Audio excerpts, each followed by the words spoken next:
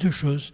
La première, je la trouve extrêmement importante, c'est la déclaration d'un cinéaste que vous devez beaucoup aimer, j'espère qu'il passe au Rex, qui est Ken Loach. Moi, j'adore Ken Loach.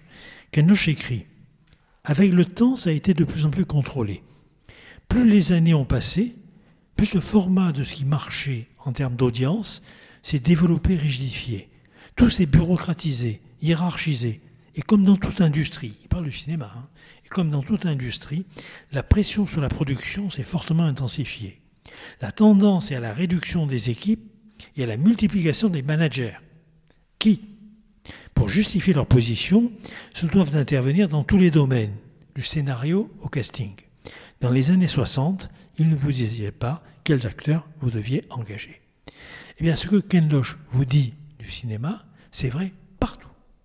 C'est vrai à l'hôpital, c'est vrai à l'université, c'est vrai dans les lycées, c'est vrai dans les collèges, c'est vrai dans les salles de rédaction des journaux, c'est vrai dans les tribunaux, c'est vrai dans les théâtres, dans les cinémas, partout, en quelque sorte, si vous voulez.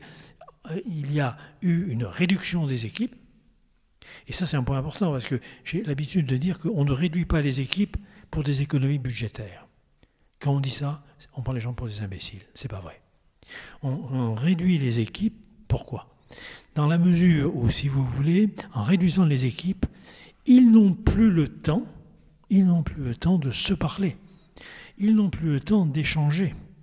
Ils n'ont plus le temps de réfléchir sur ce qu'ils sont en train de faire et est-ce que c'est bien adéquat, est-ce que c'est bien idoine aux finalités de leur métier. Il y a une phrase de Lyotard que j'aime bien quand il dit « Dans un univers où le succès est de gagner du temps, penser n'a qu'un défaut mais incorrigible d'en faire perdre. » Eh bien, aujourd'hui, ce qui est mis en place, c'est en quelque sorte l'impossibilité, l'empêchement des conditions de penser.